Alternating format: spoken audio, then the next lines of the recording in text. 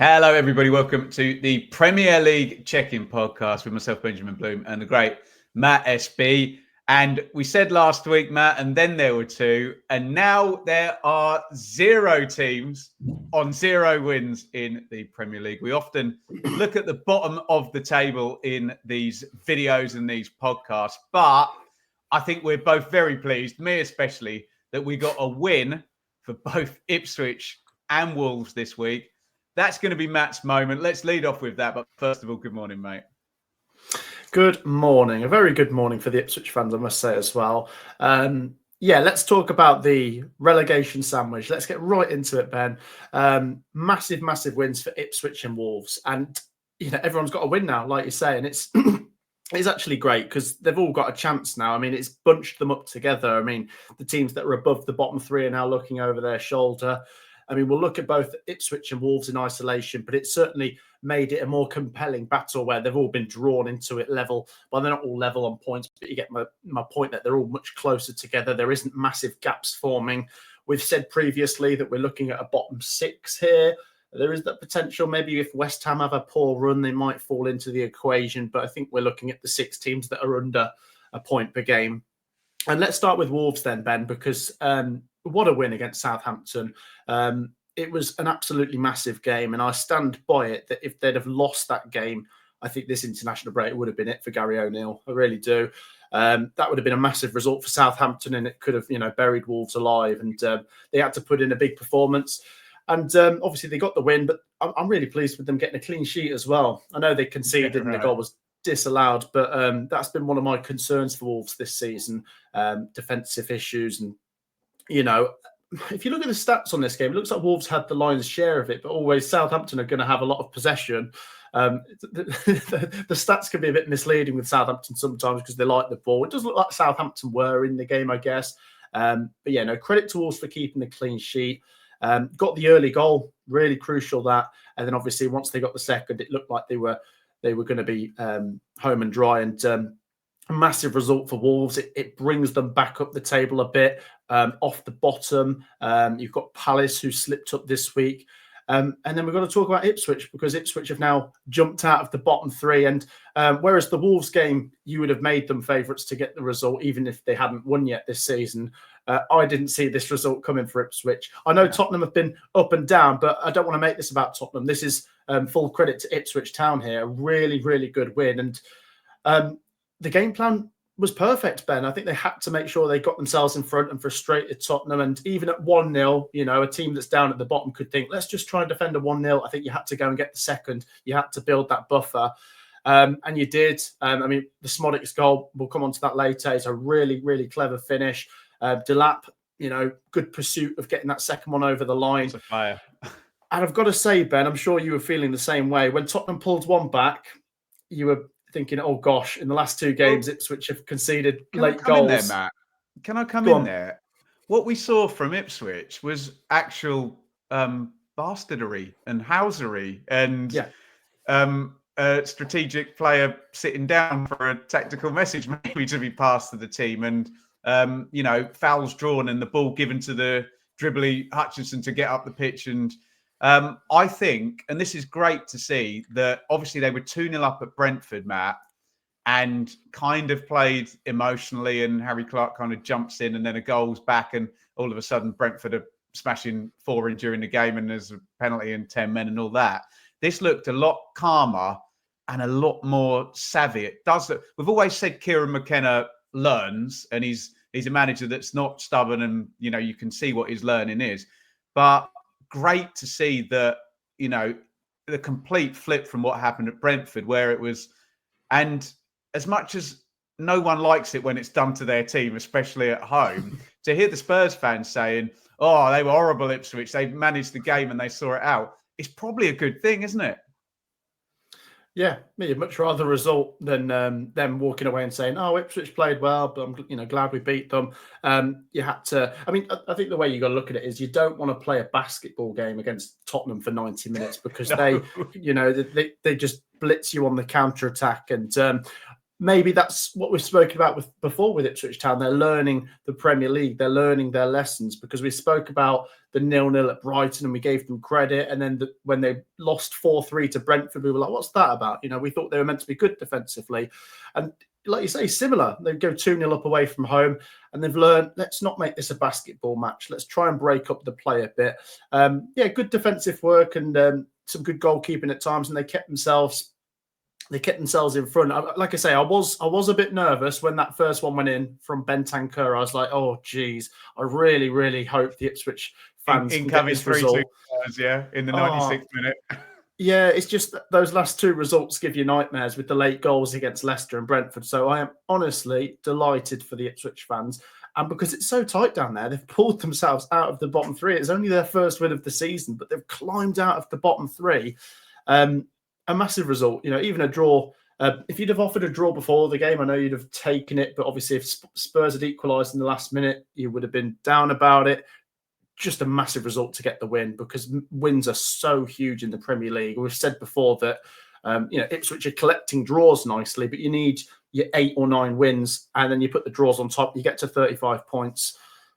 Sorry, and Ben. we said as well, Matt, sorry to interrupt, mate. Sorry. We've said as well, you need to you need to have a combination of sensible wins, but you need to have a few shock wins in there, don't you? And let's be frank, watching Ipswich this season, you've kind of thought the only chance they've got of winning is against a team that, they're comparatively okay against, so i.e. not Tottenham, and everything's got to be online and go right. But I think that will be a big thing for Ipswich fans, and of course I am one, this idea that you can go and you can beat Tottenham. So when you've drawn against Fulham and Villa and you're kind of like, oh, well, we were lucky to have that point. It's like, well, no, perhaps those games can be won later in the season. Do you see what I'm saying? To get to your 8-9 wins, there's literally not enough games in the bottom 5 to get them. You need the shock wins, don't you? Yeah, absolutely. And, we talk about 8 or 9 wins. And if we say that between Christmas and New Year is the halfway point of the season when you've played 19 games, you preferably need 3-4 wins before that point. And we're closing in on Christmas already. So you've ticked that first one off. And bear in mind as well, you've already played your first game against Southampton and Leicester. Those games on paper are the ones you're most likely to win. You didn't win those. Okay, you didn't lose them. You drew them both. So now you've got to tick off wins where you can. And you really hope the Ipswich fans, despite this 2-week international break, can keep that positivity bubbling for that massive game against Amurim's Manchester United. So that will be an interesting one. But honestly, so happy for the Ipswich fans. It proves any people wrong that were starting to think, oh, no, they haven't got it in them, because that was a statement win as well as just a win. Wolves, massive win because it was a 6-pointer. So they've both climbed up. They're the big winners this week. And then, like we say, Southampton lost, Palace lost, Leicester lost, Everton drew 0-0. It was a bit of a dud, wasn't it, with West Ham? Keeps them moving, I guess, a little bit. So, yeah, Ipswich and Wolves, the big winners this week. Massive congratulations to them. Can I just come in on Wolves before we round out this segment, Matt? So we'd outlined, okay, here the games get a bit easier. And then we were a bit disappointed at 2 draws. But we always say this, you and I, Matt, that a run of draws, stick a defeat on the end, horrible run, stick a win on the end, and all of a sudden you say, okay, 3 unbeaten, 5 points in 3.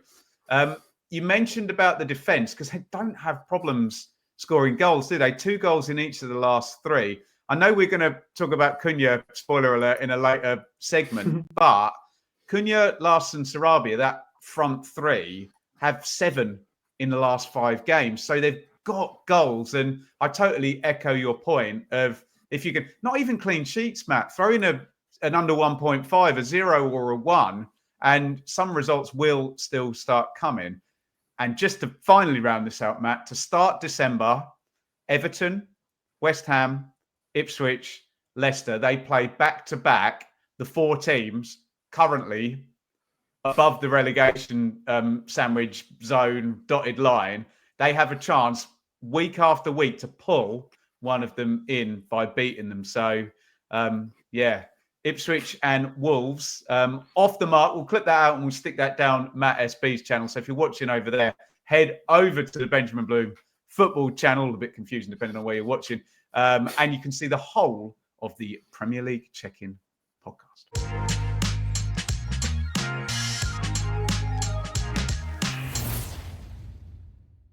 Okay, Worldie of the Week, Matt. Does this meet the Matt SB vintage-ometer? It's kind of nearly there, but you're not going to come on and say it's not a vintage week. There were some decent strikes. What did you like this week?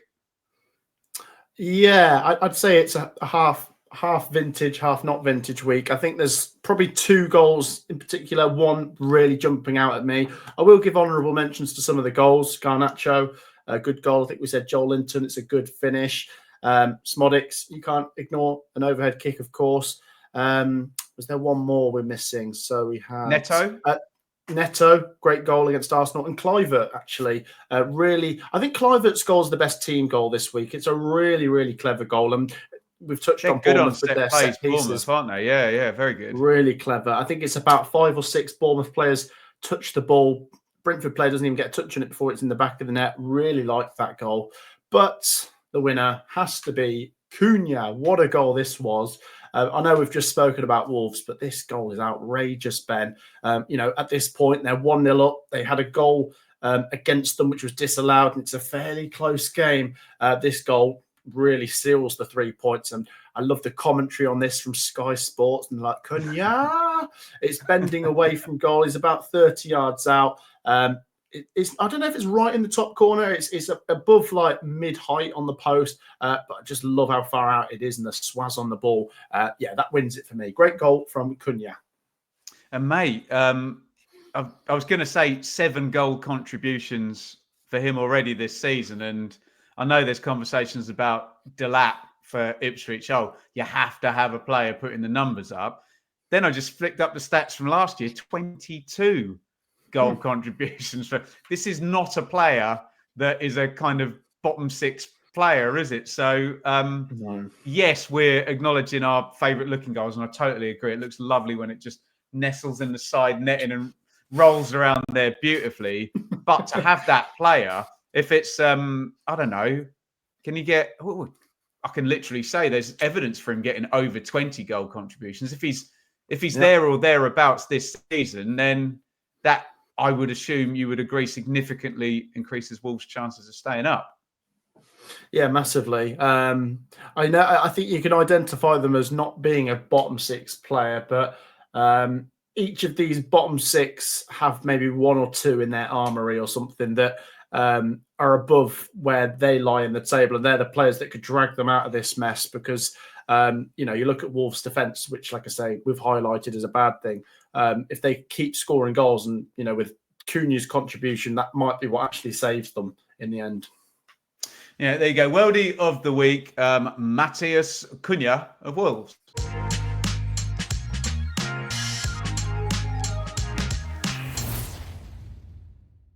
Matt, just to close out today, because we don't have a mouth-watering matchup or fixtures to look ahead, because we're in your favourite, the international break. But we had a good conversation last week about the sort of chances of, we look at the ex-EFL teams, and we got Forest and Brighton and Fulham, Newcastle, Villa, Brentford, Bournemouth. There's literally a whole slew of them in the middle of the table. Not a great week for Forest. They got taken down in the second half against Newcastle, but a good week for Fulham and a really good week for Brighton. Any week where you beat Pep Guardiola and Erling Haaland is a good week.